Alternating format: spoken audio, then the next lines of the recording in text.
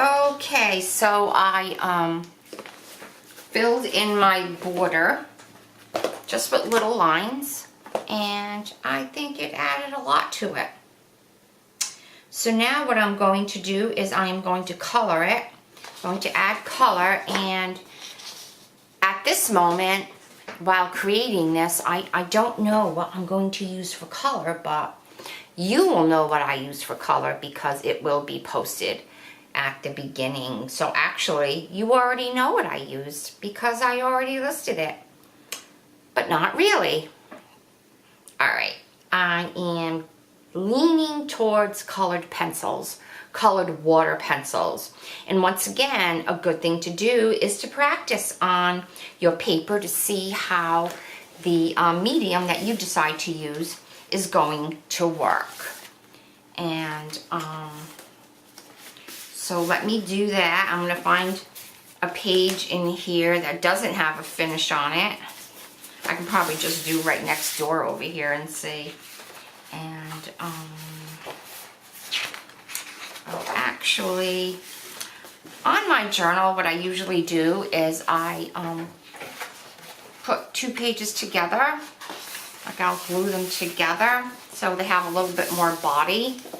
And so I think what I'm going to do is I'm going to do a little practice over here. I will stamp a stamp or 2 and see what happens. And when I decide, we will go on. Okay, so I'm back, and I decided that I am going to paint my page with acrylics. I tried using the watercolor pencils, and I will show you. I did some stuff with them, and I don't know. I just don't think this paper, even though in the beginning I had said, and I just read what was on the description of this book, that it has great multimedia paper, but I just wasn't having any luck with my watercolors. So I decided to go with acrylics. I am an acrylic painter. The best way to become good at something is just concentrate on that. You can't switch back and forth between watercolor and acrylics and oils. You just have to stay put. So what I am doing is I pulled out the acrylic paints that I have, and I don't want to spill my water or my soda. So let me see. And you don't have to be too careful about staying in the lines, because afterwards we're going to go back over those lines again to reinforce them and to clean up your painting. So I happen to pull out all of my my distress paints. I have a nice variety of color in my distress paints. Okay, so I just wanted to reposition my project so you could see it better.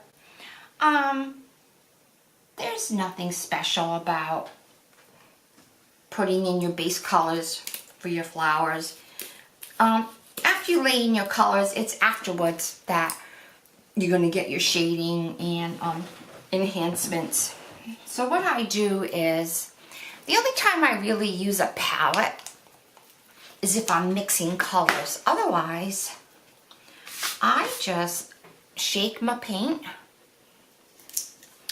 and I just use the paint that's in the cover. Okay, I'm using a round brush. This is a number 2 round. So you want your water and you want some paper towels next to your water. So I have my water, my paper towels, it's over here to my right, and a round brush. So dip your brush in your water and just take out some of the water by patting your brush onto the paper towel. And then I just go in and I grab some color, and now I'm going to paint, which is like coloring with liquid.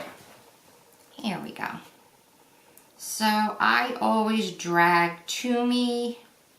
Try to have your arm laying on their table and just follow the outline. Okay. So you are going to go and do that with all of your big flowers.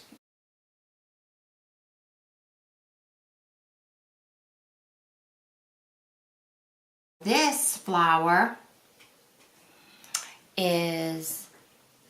it has like probably 3 layers because there's some lines out there. Alright, so I put in the background color, rinse off my brush, and I am going to choose another color for the inside. These are my flowers, these are your flowers. They can be any color you want. So I did the pink. Now I'm going to go in and do that inside over here. Not the middle, but I'm going to do the whites. Here I go. You know, I happen to have this little plastic thing, and sometimes you do get too much paint on your brush and you want to take some off, so I just tap it onto a palette. This happens to be the plastic top of tomatoes. Okay, so I'm just going to go in here and try to stay true to the shape.